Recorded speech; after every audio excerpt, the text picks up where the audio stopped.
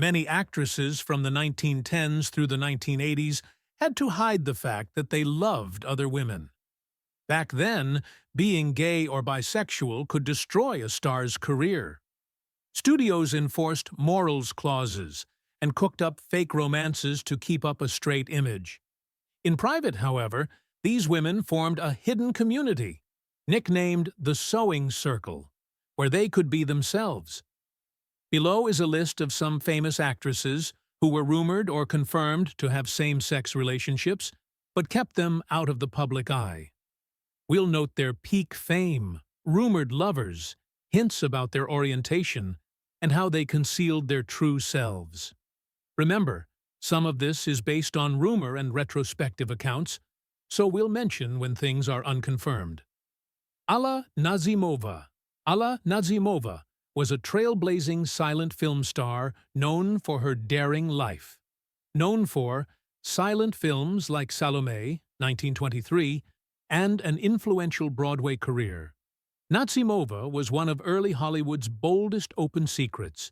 She even coined the code phrase "sewing circle" to describe the semi-secret network of queer and bi-curious women in Hollywood. Nazimova had many rumored female lovers, including actress John Acker, Rudolph Valentino's estranged wife, director Dorothy Arzner, actress Eva Le Gallienne, writer Mercedes de Acosta, and designer Natasha Rambova.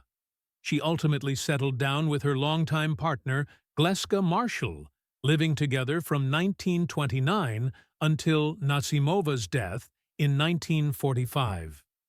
Nazimova was unusually open about loving women for her era. She threw outlandish parties at her Sunset Boulevard estate, nicknamed the Garden of Allah, which became a legendary queer gathering spot for Hollywood's elite. Guests recalled that Nazimova never hid her affection for her female companions at these soirees. In public, Nazimova still maintained a degree of secrecy. She even entered a lavender marriage, a marriage of convenience, with actor Charles Bryant for a time to appease societal expectations. The press was told Bryant was her husband, even though privately she was with women. By hosting her social circle in private settings and never publicly labeling herself, Nazimova kept her studio bosses satisfied while living life on her own terms. Close friends and fellow actors admired Nazimova's fierce independence. She used her influence to help other queer women in the industry. For example, she helped launch the careers of younger actresses like Natasha Rambova and John Acker. Decades later, film historians recognized Nazimova as a pioneering LGBTQ figure in Hollywood, sometimes calling her the godmother of the sewing circle for creating a safe space when being out was unthinkable. Greta Garbo. Greta Garbo's mysterious private life led to many rumors about her never wanting to be alone.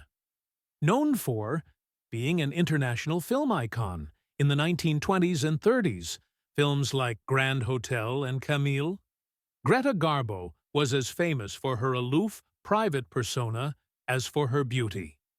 She never married a man, and often told reporters, "I want to be alone," which only fueled speculation about what she was hiding. Garbo did have a few known boyfriends.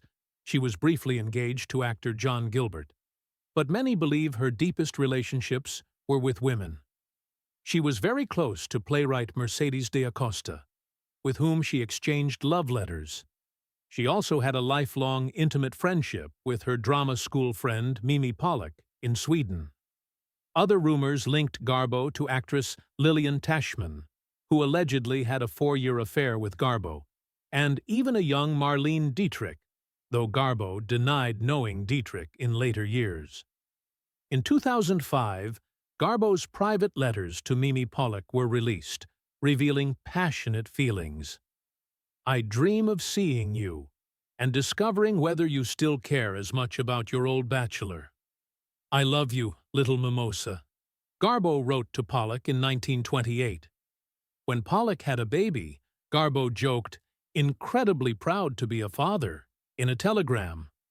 In another letter, Garbo said, "We cannot help our nature as God has created it, but I have always thought you and I belong together." These heartfelt words, kept secret during her life, strongly suggest Garbo was romantically in love with Pollock. Garbo's strategy was extreme privacy. Rather than enter a fake marriage, she simply refused to discuss her personal life at all. She cultivated a mystique of the reclusive spinster. The studio spun her single status as Garbo being intensely independent and private. She would attend events either alone or with platonic friends, and never confirmed any romance publicly, with men or women. By never giving the press anything to gossip about, she managed to avoid many scandals. Her close friendship with Mercedes de Acosta was well known in their circle. But to the public, Mercedes was just another friend. Fellow actresses in the sewing circle respected Garbo's wish for privacy. Mercedes de Acosta once wrote that Garbo was the one woman she truly loved, though Garbo herself never commented.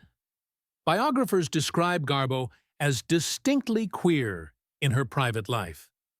After her death, when the letters came out, the world finally understood why the great Garbo never settled with a man. Her heart belonged to a woman. This only made fans love her more, seeing her as a tragic romantic figure who had to hide her true love. Marlene Dietrich.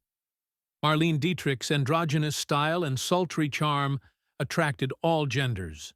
Known for being a glamorous film star, Shanghai Express, Destry Rides Again, and fashion icon, she famously wore tuxedos and top hats.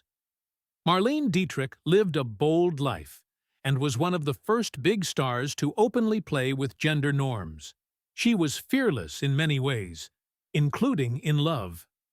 Dietrich never exactly announced she was bisexual, but she didn't hide it much either.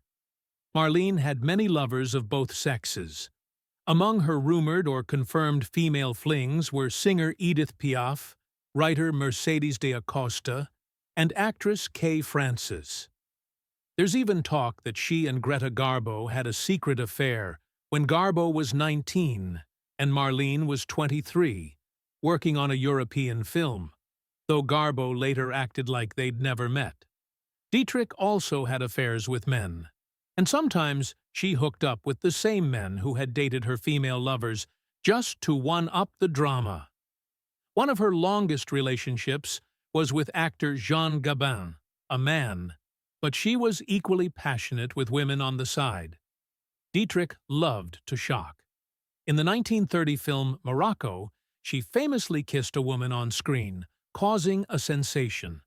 Off-screen, she frequented gay clubs in the 1920s Berlin and later in Hollywood. A film critic in the 1950s noted, "Dietrich has sex, but no positive gender. Her masculinity appeals to women and her sexuality to men." Indeed, Marlene often wore tailored suits and tuxedos, making men's fashion sexy for women. She once quipped that gender didn't matter to her in matters of love. Friends knew Marlene was unapologetic about her love for both men and women. She pursued whomever intrigued her. In truth, Dietrich didn't try too hard to hide her bisexual affairs. She was part of an art crowd that was pretty open. However, she did maintain a marriage to Rudolf Sieber from 1923 until her death, as a social cover. She and her husband lived apart for decades, but never divorced, which gave the appearance of stability. The studio also downplayed her dalliances. For instance, gossip columnists didn't dare report Marlene's affair with Edith Piaf openly, since Marlene was careful to appear publicly as just friends. When she stepped out with women in public, it was often in cosmopolitan European settings or private parties, not in front of the Hollywood press. Essentially, she relied on her reputation for being eccentric. People assumed that's just Marlene being Marlene without guessing the full truth. Dietrich's contemporaries were a mix of amazed and adoring. Actress Frances Marion said, "Marlene never dodged a risk in life or love." Her fellow sewing circle friends like Talula Bankhead and Claudette Colbert swapped stories about Marlene's escapades. Even in old age, Dietrich didn't come out, but her daughter, Maria Riva, later confirmed Marlene had affairs with women and men. Modern LGBTQ+ historians celebrate Dietrich as a bisexual icon who subverted gender roles and loved freely at a time when few could. She made it a little easier for those who came after her. Talula Bankhead. Talula Bankhead's devil-may-care attitude made her a fascinating, scandalous star. Known for her outrageous personality, stage plays on Broadway, and films like Lifeboat, 1944. Talula Bankhead was a true wild child of showbiz. She came from an influential family. Her father was a congressman. But Talula became infamous for her partying, swearing, and biting wit. She was also proudly bisexual. Practically everyone in show business knew it, though the general public did not. It's said that nearly every prominent queer or bi woman of Talula's era had a fling with her. Some of her rumored female lovers include Greta Garbo, actress Hope Williams, who supposedly initiated teenage Talula into lesbian love, singer Billie Holiday, blues singer Libby Holman, actress Marlene Dietrich, comedian Patsy Kelly, playwright Mercedes D'Acosta, and actress Eva Le Gallienne, to name a few. Talula also had male lovers, and even a brief marriage to actor John Emery, 1937 to 1941. But she never settled down with anyone. Talula was famously unfiltered. At fancy parties, she'd boldly announce, "I'm a lesbian." "What do you do?" Half joking, half serious. This shock tactic left people either laughing or with their jaws dropped. She also joked, "I'm as pure as the driven slush," and was known to quip, "Daddy warned me about men and booze, but he never mentioned women and cocaine." Her one-liners hinted that nothing was off-limits for her. The Broadway gossip sheets did slyly refer to her close friendships with women. An early 1920s magazine winked at Talula's habit of surrounding herself with pretty young actresses. When the Kinsey Report, a 1948 study of human sexuality, mentioned how common bisexual behavior was, Talula said she wasn't surprised at all. In fact, she admitted, "I've had many momentary love affairs." A lot of these impromptu romances have been consummated in a fashion not generally condoned. In other words, she cheerfully confessed to same-sex flings without shame, albeit in a sly way. Talula's approach to hiding was to not really hide, but distract. She cultivated an outrageous public persona, smoking, drinking, telling risque jokes, so much that her wild behavior itself became the headline, rather than her love life. Because she was so over the top, the press often dismissed her provocative statements as Talula being theatrical. Also, the fact that she did marry a man briefly gave her some cover. People could say, "Oh, she was married once, so she can't be that different." For the most part, she ran with an artsy crowd where being queer was accepted, and the Hollywood Production Code censors actually cited her for verbal moral turpitude, for her dirty jokes, rather than any open homosexuality. By being seen as a lovable bad girl with general scandals, she prevented any one scandal, like a lesbian affair, from being singled out. Essentially, Talula's flamboyance was her camouflage. Many fellow actors adored Talula. She was godmother to singer Lena Horne's daughter and friends with figures like Truman Capote. Those in the know found her honesty refreshing. For example, comedian Patsy Kelly, a lesbian actress of the 1930s, later said Talula was one of the few who didn't pretend to be straight. However, Some in polite society were scandalized. Talula's own family often had to play down her antics. In her later years, she openly supported LGBTQ people, even before it was common. And today, she's remembered as a fearless bisexual legend. One biographer called her an actress, a lesbian, a proto-feminist, wit, raconteur, and one of the flapper era's most dangerous women. That pretty much sums it up. Barbara Stanwyck. Barbara Stanwyck often played tough, independent women on screen, mirroring her real life. Known for her hard-boiled film noir roles, Double Indemnity, Sorry, Wrong Number, and later TV's The Big Valley. Barbara Stanwyck was one of Hollywood's top leading ladies. She was also deeply closeted. Stanwyck never came out publicly as gay or bi, but rumors swirled around her even at the height of her fame. She projected a no-nonsense, fiercely self-reliant image that many queer fans found relatable at the time. Stanwyck was rumored to have romances with several leading ladies. Gossips linked her to friends like Joan Crawford, Marlene Dietrich, and Talula Bankhead. She also grew extremely close to her personal publicist, Helen Ferguson. The two women spent nearly 30 years together, with Ferguson acting not just as Stanwyck's press agent, but as her confidant and, allegedly, long-term partner.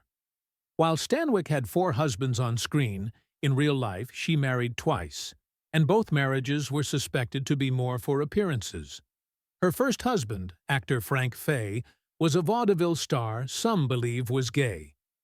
Their unhappy marriage is said to have inspired the movie A Star is Born. Her second marriage to handsome star Robert Taylor was widely viewed by insiders as a lavender marriage, engineered by the studio.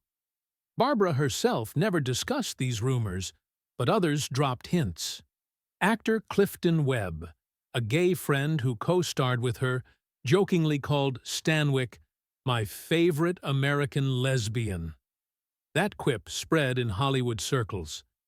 Biographer Axel Madsen wrote that Stanwyck's on-screen characters were independent and didn't relate to men in the usual way, reflecting her real life. Indeed, Stanwyck often played women who didn't need men, which, in hindsight, feels telling. Co-workers noticed she was far more comfortable palling around with women off-set and had a masculine-tinged style. She preferred wearing pants and had athletic hobbies like horseback riding. Still, Stanwyck was very careful. One rare hint came when a gossip rag in the 1950s tried to link her to a scandal, and she immediately quashed it with her powerful studio connections. There are no known interviews where she addressed her orientation. Silence was her shield. Stanwyck's strategy was classic old Hollywood: deny and cover. She entered marriages with men that provided a socially acceptable front. For example, fan magazines were filled with photos of Stanwyck playing the happy wife on Robert Taylor's arm, while behind the scenes, they reportedly lived mostly separate lives. She also worked non-stop, projecting the image of a career-focused woman, so people wouldn't wonder why she wasn't more romantically involved. Her close bond with Helen Ferguson was always described in the press as friendship or assistant secretary, never as anything more. Studio publicists fiercely protected Stanwyck's reputation. If whispers arose, they were dismissed as idle gossip or denied.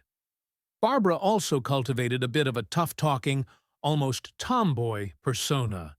She swore, she drank whiskey, she could out-poker face anyone. In a way, that persona deflected people from prying into her love life. Journalists were a little afraid to ask this strong woman personal questions.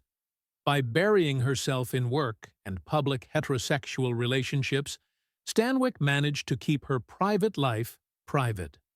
Many of Stanwyck's Hollywood peers likely knew or suspected the truth, but kept a respectful silence. In that era, outing someone would be seen as a cruel move. After her death, more information came out in biographies. One biography even claims that Stanwick and her female companions were monitored by FBI Chief J. Edgar Hoover, who was himself rumored to be gay, due to their unorthodox lifestyle. Despite the rumors, Barbara Stanwyck remains a revered actress. Modern fans discuss her as a possible LGBTQ+ figure, pointing out how she was a strong woman who lived on her own terms. In her day, Clifton Webb's playful acknowledgement was as close as anyone got to saying it aloud, and Stanwyck, true to form, never commented on it and took her secrets with her. Katharine Hepburn. Katharine Hepburn's tailored look and lifelong independence made her the subject of gossip. Known for four-time Academy Award-winning actress, Bringing Up Baby, The Philadelphia Story, Guess Who's Coming to Dinner. With a distinctive androgynous style, she made pants and blazers chic for women. Katharine Hepburn is often remembered for her 26-year romance with actor Spencer Tracy, but many believe that relationship was a carefully crafted cover story. In reality, Hepburn is widely thought to have been lesbian or bisexual, though she never publicly came out. Hepburn was extremely private, but historians and people who knew her have pieced together some of her likely relationships. Early in her career, she was very close to her friend Laura Harding, an heiress whom Hepburn met in college. Some say they were girlfriends. She also had a deep bond with her assistant Phyllis Wilborn, who worked for Hepburn for decades. Many suspect Phyllis was essentially Hepburn's life partner behind the scenes. Other rumored lovers include film editor Jane Loring, socialite Irene Mayer-Selznick, daughter of MGM's Louis B. Mayer, and stage actress Alyssa Landy. Hepburn's most famous relationship was with Spencer Tracy, but numerous insiders have claimed this was a platonic friendship arranged to make the public believe both were straight. Tracy, they say, was also secretly bisexual. Katharine was a tomboy from childhood. She cropped her hair short and even called herself Jimmy as a kid. She openly defied gender norms, wearing trousers when other starlets wore frilly dresses. Still, during her life, she never addressed the lesbian rumors. It was only after many of her peers had passed away that stronger evidence emerged. One bombshell came from Hollywood biographer Larry Kramer, who stated flat out, Hepburn and Tracy were both gay. They were publicly paired together by the studio. Everyone in Hollywood knows this is true. This claim, while controversial, is supported by others who knew them. Additionally, Scotty Bowers, a man who arranged secret dates for stars, wrote in his memoir that Hepburn privately asked him to set her up on discreet dates with women. According to Bowers, Hepburn told him, "When you get a chance, do you think you can find a nice young, dark-haired girl for me?" He even claimed to have procured around 150 women for Kate over the years. These accounts came out long after Hepburn's death in 2003, but they align with the whispers old-timers had been trading for years. Hepburn carefully crafted a public image of an unconventional but straight woman. She was seen often with men in public, like Howard Hughes in the 1930s, to ward off gossip. Most importantly, the Spencer Tracy romance served as a perfect diversion. The narrative of Kate and Spencer as star-crossed lovers, he was married and Catholic, she was devoted to him nonetheless, was catnip for fan magazines. It kept audiences so invested that few questioned why they never married or had children. Behind closed doors, Hepburn lived as a single woman. She had her female companions, but labeled them as secretaries or friends. The studio also protected her by suppressing any media stories hinting she was gay.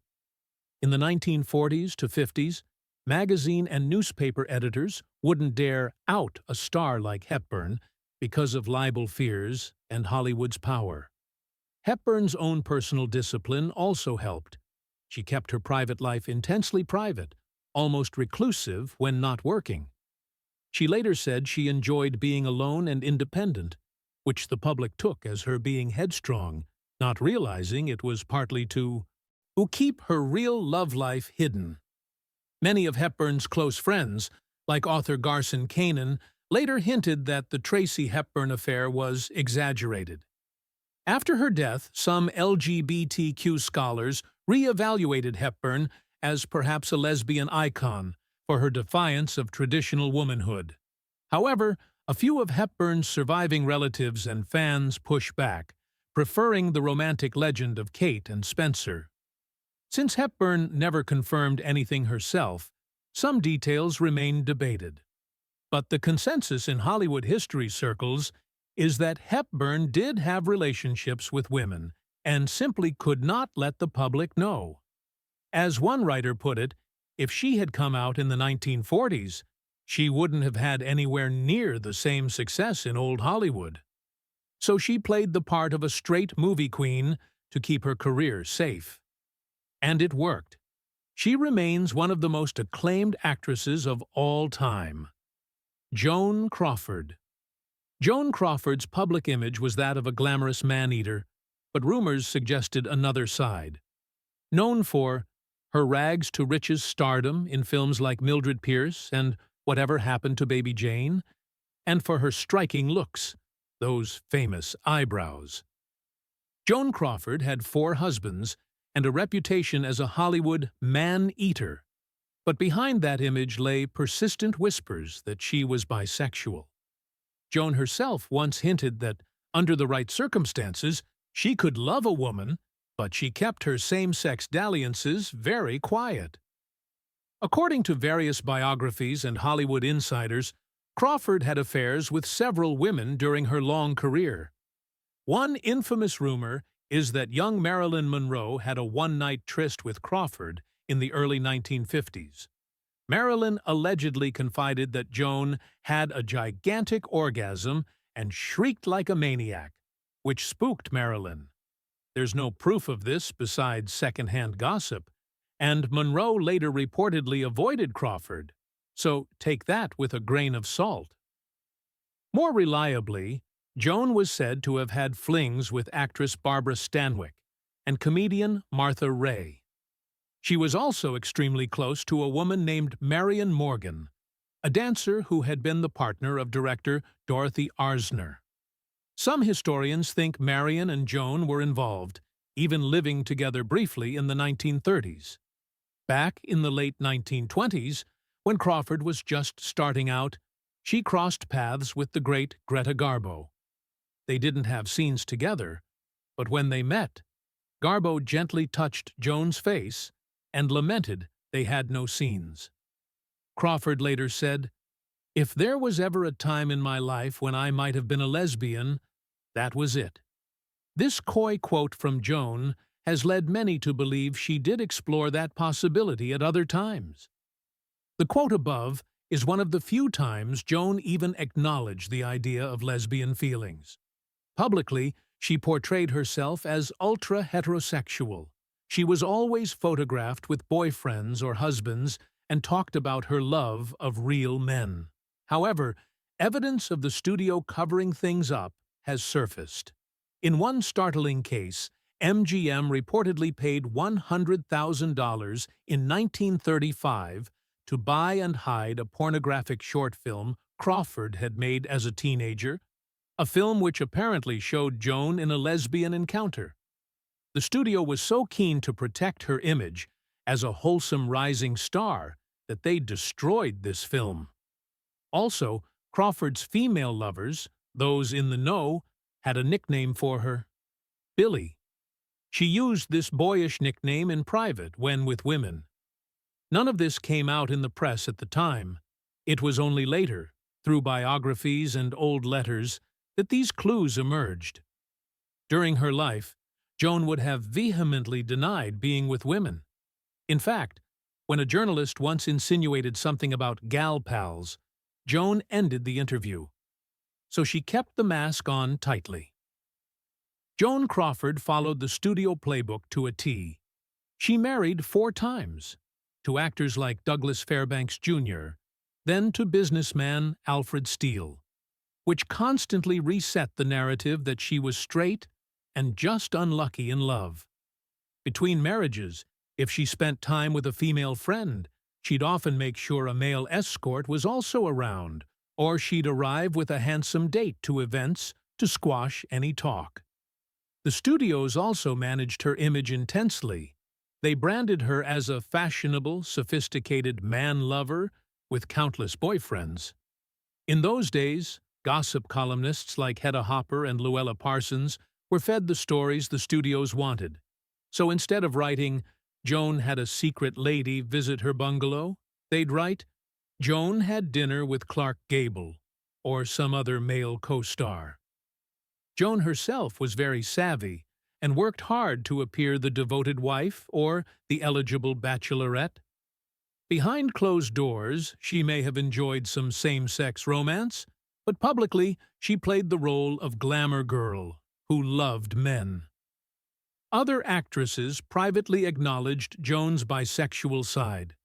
Her friend Cesar Romero, a gay actor, said Joan was very comfortable around gay men and lesbians and treated them as equals. After Joan's death, her adopted daughter Christina, famous for Mommy Dearest, claimed that her mother wasn't opposed to having a good time with women if it struck her. Though given their strained relationship, some take Christina's words with skepticism. Hollywood historian Bose Hadley once recounted that when Joan's name came up among old-timers, someone would inevitably say, "Oh, Billy?" Yeah, she swung both ways, but always off the record. Today, the jury's still out on Crawford's exact orientation. She never came out, so we rely on second-hand reports.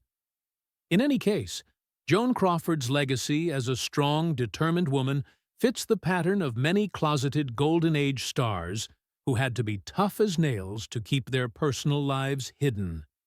Kay Francis, known for being one of the highest-paid actresses of the early 1930s at Warner Brothers, with films like Trouble in Paradise and One Way Passage. Kay Francis was a glamorous star whose name is less remembered today, but in her heyday, she was dubbed the Queen of Warner Brothers. She was also subject to persistent lesbian rumors in the 1930s, which is remarkable because that was really early for such talk. Kay Francis had a reputation as a sexual adventuress, meaning she was rumored to have affairs quite freely. Whispers in Hollywood, and even as far away as New York theater circles, suggested Kay was bisexual. She was close friends with actress Lillian Tashman, who herself was lesbian, more on her later, and some speculated they were more than friends. Gossip also linked Kay to other ladies at her famous parties. For instance, costume designer Miles White recalled an all-gay ladies' pool party at Kay's home in the 30s, implying Kay surrounded herself with queer friends. Additionally, Kay was very friendly with younger actress Carol Landis and allegedly tried to talk Carol out of one of her marriages, continuing a special relationship afterward.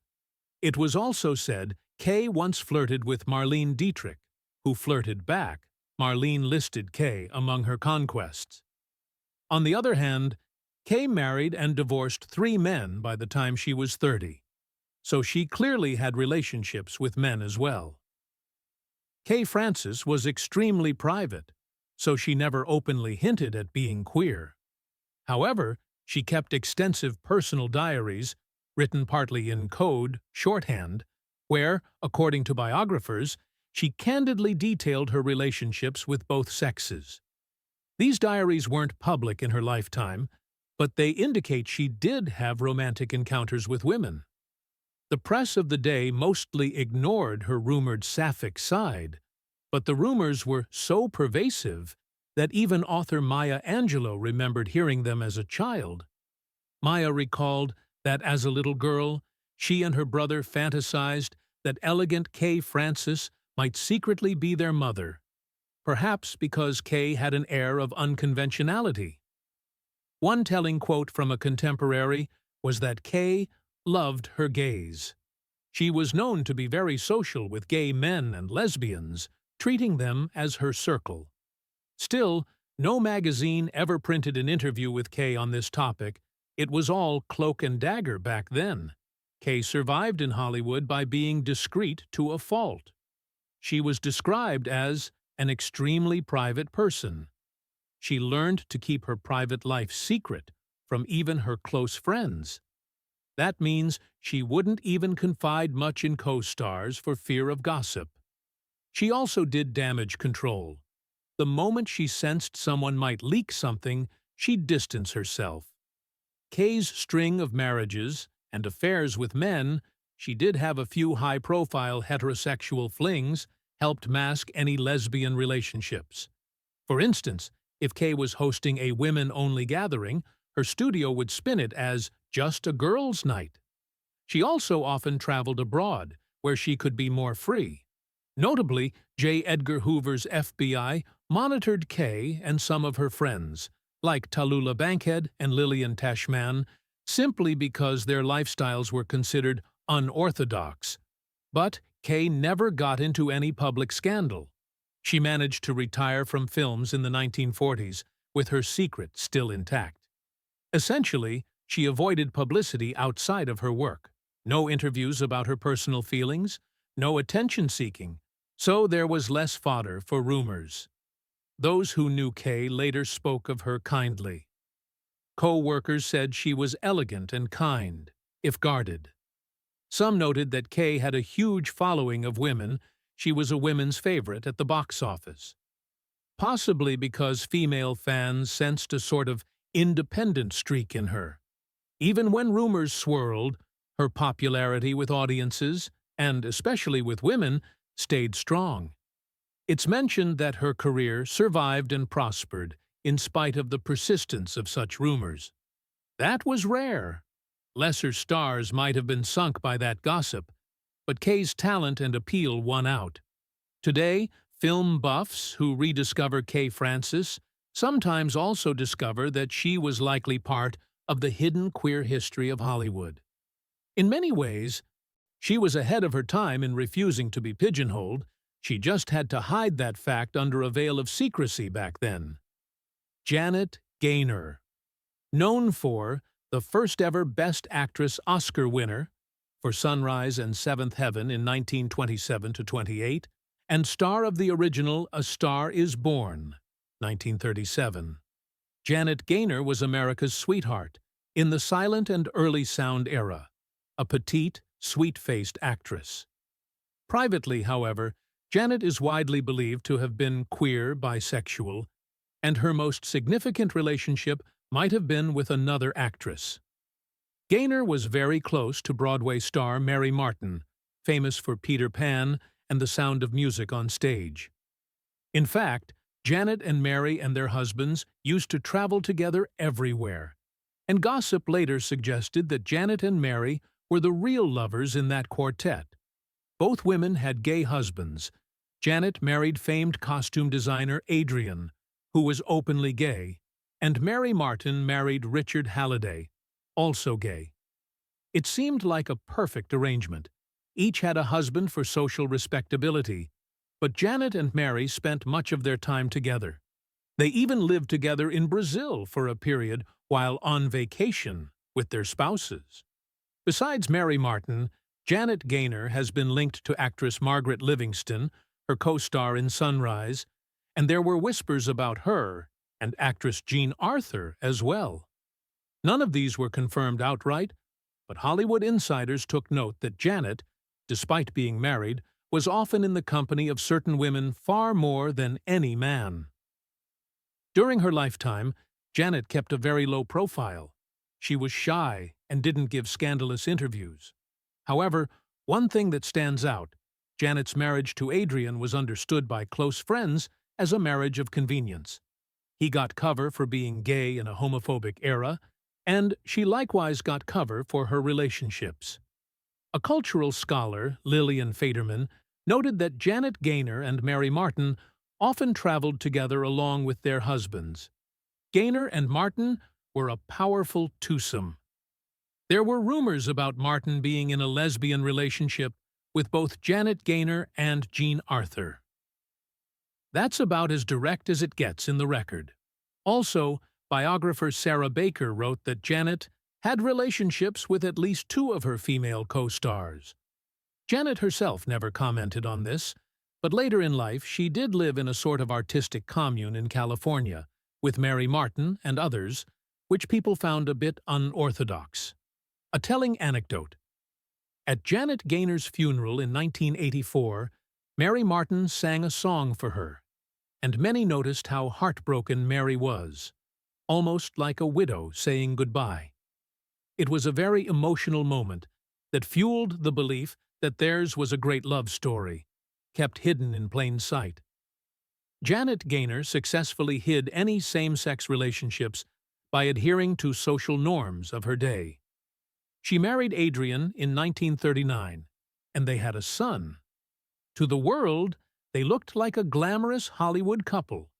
Adrian was famous for designing costumes for stars like Garbo.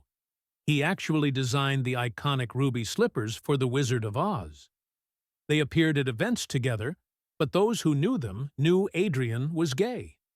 Janet likely understood this and was content because she had Mary Martin's companionship. Essentially, Janet and Mary double-dated with their own husbands as cover. For example, the four of them would go on road trips. Newspapers would just report Janet Gaynor and husband vacation with Mr. and Mrs. Halliday. What chums! Meanwhile, Janet and Mary could share hotel suites without raising suspicion because everyone assumed the gals are just best friends. Also, since Janet retired from acting relatively young, her peak was in the 30s, and she slowed down after marrying Adrian, she was less in the limelight. Living outside Hollywood for long stretches, on a Brazilian farm or traveling, helped them avoid gossip columns. In summary, by embracing a conventional marriage and keeping any affection with Mary behind closed doors, Janet managed to keep her public image squeaky clean. Within their theater and film circle, it was something of an open secret that Janet and Mary were an item. Broadway legend Noel Coward even slyly referenced their bond in his diaries. But the media of the time never outed them. It would have been too scandalous and also libelous. Fans simply saw two happily married ladies who happened to be best friends. Only later, with biographies like Some Enchanted Evenings, The Glittering Life and Times of Mary Martin, 2016, did the public learn that there were rumors of Martin being in a lesbian relationship with Janet Gaynor. Modern historians classify Janet Gaynor as possibly bisexual, noting that her pattern of relationships fits the classic Hollywood lavender marriage scenario. Regardless of labels, it seems Janet did find love. She and Mary Martin remained devoted to each other until Janet's death. Mary was at her side in the hospital. It's a bittersweet example of how even America's sweetheart had to hide a part of who she was. Lizabeth Scott, known for a sultry film noir actress often compared to Lauren Bacall, with hits like Dead Reckoning and Too Late for Tears. Lizabeth Scott had a smoky voice and a tough girl persona. She never officially came out as lesbian or bisexual, but her career was nearly derailed by rumors after a Scandal magazine tried to expose her. Scott's story shows the dangers of being even suspected of homosexuality in mid-century Hollywood. During her peak, Lizabeth Scott actually kept her private life extremely low-key. She wasn't seen on dates much, with men or women, which ironically made people suspicious. Hollywood gossip hinted that she preferred the company of women. She was known to frequent an underground gay-friendly nightclub in Los Angeles, where she befriended a few lesbian singers and actresses. The press, of course, didn't report on this, but the Whisper Network did. There were unconfirmed rumors linking her to Talula Bankhead. They worked on a stage play together in the early 50s, and Talula was notorious for seducing younger actresses.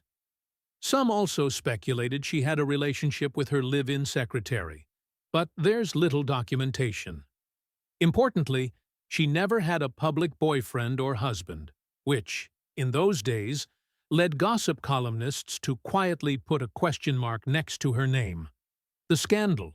In 1954, Confidential magazine, a notorious tell-all tabloid of that era, published an exposé insinuating that Elizabeth Scott was a lesbian. They used very coded language, calling her a deviant who liked baritone babes, slang for masculine women. This was one of the first times a major publication had printed something about a star's same-sex interests. Scott was outraged and sued the magazine for libel, asserting that the story was false and had harmed her reputation. In court, her lawyers argued that calling someone a lesbian was defamatory per se. That's how taboo it was then. The case was eventually dismissed on a technicality, but the damage was done. Many in Hollywood took the confidential story as possibly true. After that, Scott found it harder to get leading roles, as some studios quietly blacklisted her for fear of controversy. Her career dwindled by the late 50s, which many believe was a direct result of Confidential's outing attempt. Before the scandal, Scott's approach was simply not to talk about her private life at all. She once told a reporter who pried, "Do I ask you about your private life?" She projected an image of a career woman who was married to her work. Unlike other actresses, she didn't even do a fake marriage for cover, which, while honest, left her vulnerable to gossip. After the exposé, she tried to fight it by legally denying everything. She also briefly dated men very publicly, like having well-photographed dinner dates with actor James Dean, who was a friend, in an effort to quell the rumors. But the whiff of scandal never fully left. Ultimately, Elizabeth stepped away from Hollywood, which might have been her way of protecting herself. Out of the spotlight meant out of the rumor mill.